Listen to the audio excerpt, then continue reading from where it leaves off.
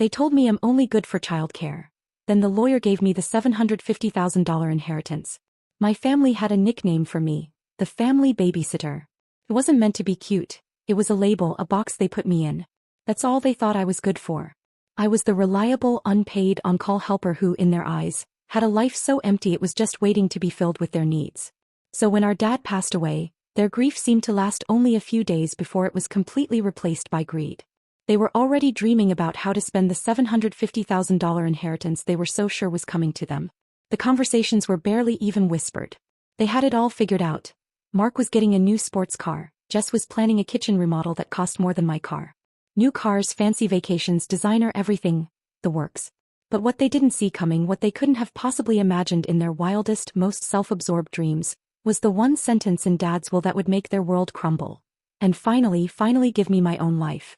Before we get into all the messy, unbelievable details, do me a quick favor and hit that subscribe button.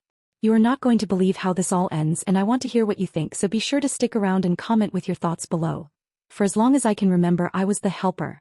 It wasn't a choice I made. It was a role assigned to me, like being the middle child. Started back when we were kids. My older brother Mark was the golden boy, the star athlete, the one destined for a big shot career. My younger sister Jess was the social butterfly, the popular one with a calendar full of parties and friends. Me. I was the quiet, responsible one. The one who just helped. I have this vivid memory of being 12 and desperately wanting to go to a friend's birthday party, but I couldn't. I had to watch Jess while my parents went to one of Mark's out-of-town soccer tournaments. I remember sitting by the window watching my friend's mom pick up everyone else, feeling this hollow ache in my stomach. That was the pattern. My desires were always secondary. I did the chores no one else wanted, I mediated the fights, I was the glue. But in my family, praise wasn't for glue. It was for trophies, good grades, and promotions, never for the quiet, thankless work that actually kept our house from falling apart. Once we were adults, my role didn't just continue, it became more permanent, more demanding. Mark climbed the corporate ladder, married a woman who was just as ambitious, and they had a couple of kids. Jess married her high school sweetheart and settled into a life of being a stay-at-home mom who seemed to do everything except stay at home. I was working a part-time job at a local bookstore, trying to save money for a graphic design course and just figure things out. That flexible schedule, which I thought would give me freedom, turned out to be a curse. It meant I was always available. My phone was a leash. It was always buzzing, Mark or Jess on the other end. Hey, can you watch the kids for just a few hours? Our sitter canceled. A few hours would somehow always turn into the entire weekend. I remember one Friday I had a second date with a really nice guy I'd met. I bought a new dress. I was actually excited, nervous, hopeful. Then an hour before I was supposed to leave, Jess called in a panic. Her husband had planned a surprise weekend trip for them. Could I please watch the kids? It would mean the world to her. I tried to say no. I actually said the words, "I'm sorry, Jess, I have plans tonight." The silence on the other end was icy. Then came the guilt trip. Oh, I guess we'll just cancel then. It's just, we never get time to ourselves. But I understand. Your plans are more important. I caved. I always caved. I called the guy and canceled, making up some lame excuse. I spent my weekend wiping noses and breaking up fights over toys while Jess posted selfies from a fancy winery. The comments always came disguised as fake compliments. You're just so good with the kids. You have the magic touch. You should open a daycare or something, Jess would say with a breezy laugh, as if that was the absolute highest I could or should ever aim. Mark was even worse, more condescending. You're lucky you don't have a real high-stress job, he'd tell me, patting me on the shoulder like a golden retriever. Gives you all this free time to help out. They just never got the irony. They never understood. The only reason I had free time was because I was constantly, endlessly giving it to them. For free. My life wasn't my own. It was a community resource they could just drain whenever they wanted without ever thinking to ask if the well was running dry. Then Dad got sick and the whole dynamic shifted into overdrive. Started off slow. A nagging cough, a general feeling of being tired. We all told him it was nothing. But then came the diagnosis and the word, cancer, hung in the air, thick and suffocating. Suddenly everything changed. It became an avalanche of doctor's appointments, complicated medicine schedules, and scary, silent late nights. My part-time job became even more part-time and then it disappeared altogether. I was the one who drove him to every single chemo session. I sat with him for hours in those sterile beige rooms, the smell of antiseptic burning my nose. We talk about old times, about his childhood, or sometimes just watch game shows in a comfortable silence that was more intimate than any conversation. I learned how to manage all his pills, The ones for nausea, the ones for pain, the ones to counteract the side effects of the other ones. I learned how to talk to the nurses, how to read the monitors, how to make sure he was eating even when he didn't want to. My life shrank until it fit within the four walls of his house in the hospital. And where were Mark and Jess? Oh, they were so busy, so terribly, terribly important. I'd love to help, but I've got this huge deadline at work. You wouldn't understand the pressure, Mark would say over the phone, his voice strained with fake sympathy. I was literally changing our father's bandages while he complained about a quarterly report. Jess would promise to visit to come and give me a break. I'll be there Saturday for sure, she'd chirp. But Saturday would come and so would an excuse. The kids have a soccer game and then a birthday party. You know how it is. I just can't get away. They'd pop in on holidays for an hour or two, armed with a store-bought pie. They'd take a few smiling pictures with Dad, propping him up in bed, and post them on social media with a caption like, "Cherishing every moment. #family first." Then they would disappear, leaving me to clean up the crumbs and sit in the quiet aftermath of their performative grief. They were just playing the part of concerned children, but I was the one living it, breathing it, drowning in it. In his quieter, more lucid moments, Dad would look over at me from his worn-out armchair, and his eyes had this deep sadness in them I couldn't quite figure out. "You've given up so much," he said once, his voice barely a whisper. "For me, for all of us. I see you. I see what you're doing." I just squeezed his hand and told him not to worry, that I was happy to be there because I was. He was my dad and I loved him. But another time he was more direct. "I wish I could do more for you. I see the dates you miss, the plans you cancel. I hear your brother talking about his bonus and your sister planning her vacation. It's not right." I just brushed it off, telling him it was fine. Money or anything like it never even crossed my mind. But he was seeing everything. The endless babysitting, the lonely nights in the hospital waiting room, the life I wasn't living. He saw all of it. And unbeknownst to me, he had a plan. After the funeral, the masks of grief my siblings were wearing came off almost immediately. It was jarring. Dad was barely in the ground before they started talking about money, about the estate. "Obviously, I'll handle the estate sale and the finances," Mark announced over a somber family dinner, not asking, just telling us. He gestured to me with his fork. "And you," he said, "can sort through Dad's personal things. You know, the photo albums and old clothes. You're good at that sentimental stuff. Same old story. He gets the power and the money, I get the unpaid emotional labor." The day we went to the lawyer's office, you could feel their entitlement in the air. It was so thick you could taste it.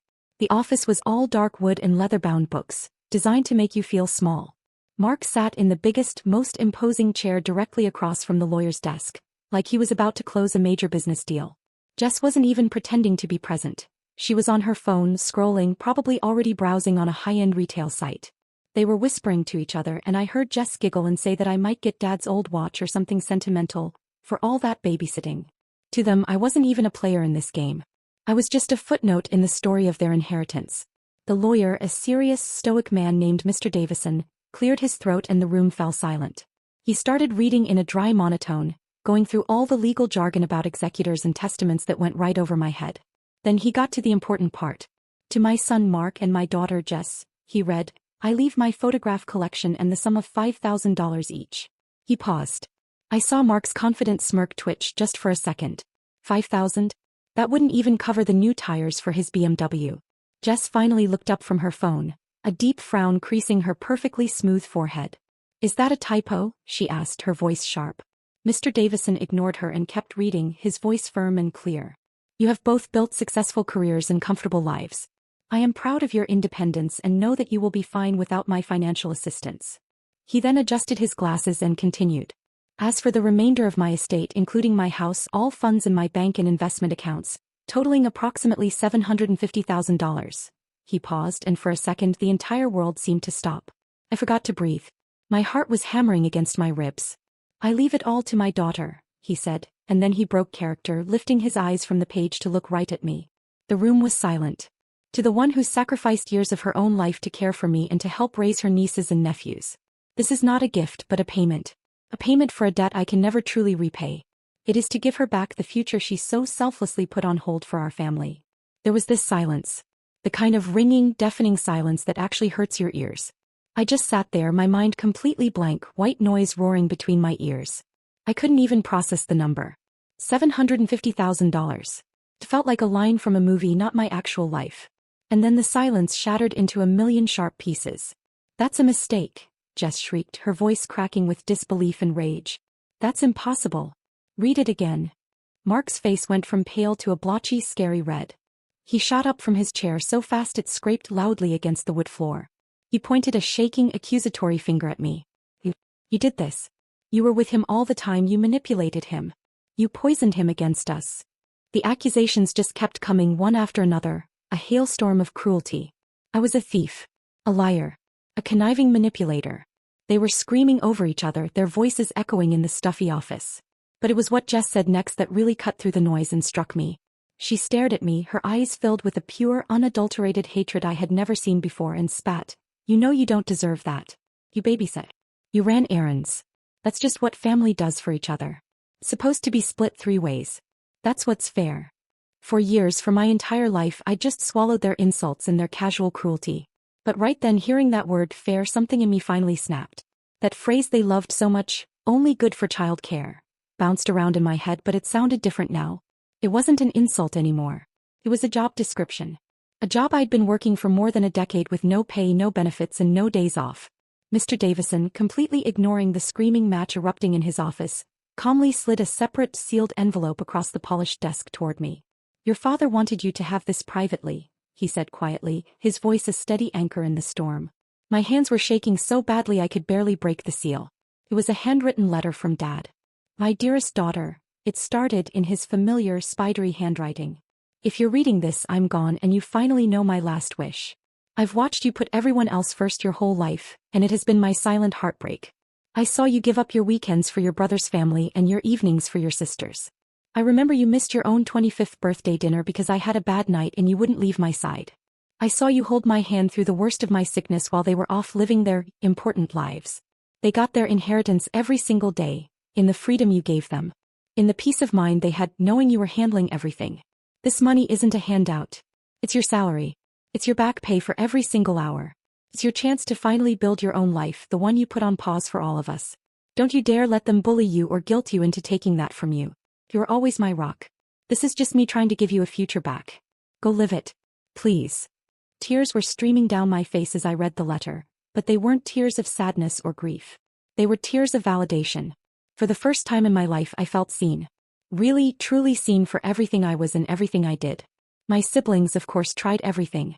They threatened to sue me, to contest the will on the grounds that Dad wasn't of sound mind.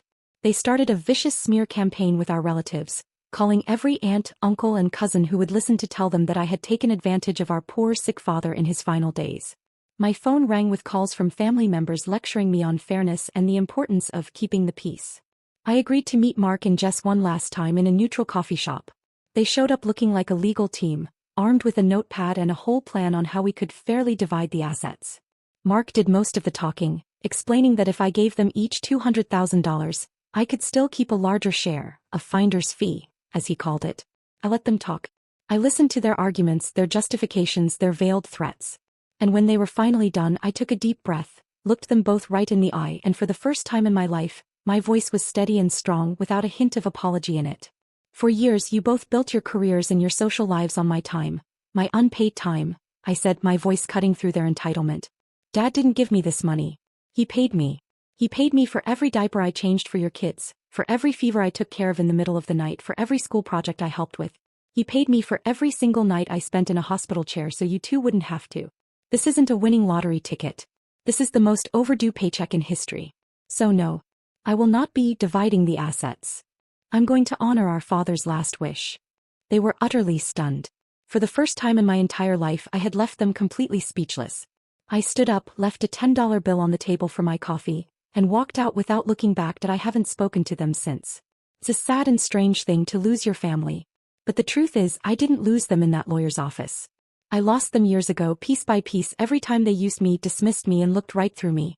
The money didn't break our family. It just shined a harsh, unforgiving spotlight on how broken we already were. With the money, I made a down payment on a small, quiet house on a tree-lined street just for me. The silence is the best part. I enrolled in the online graphic design course I've been dreaming about for a decade. I'm finally creating something for myself. And, in an act that felt like the final perfect tribute to Dad, I had a lawyer set up 2 small, untouchable trust funds for my nieces and nephews, for when they turn 18. That money will be from their aunt who loves them, not from their parents who demanded it. For years my family told me I was only good for one thing. It was their favorite story. But it turns out they were wrong. I'm also pretty good at building a new life. And this one is all mine. So what would you have done? Be honest. Would you have split the money just to keep the peace, or would you have done what I did? Let me know your thoughts down in the comments. I'm really curious to hear what you think. And don't forget to subscribe for more stories.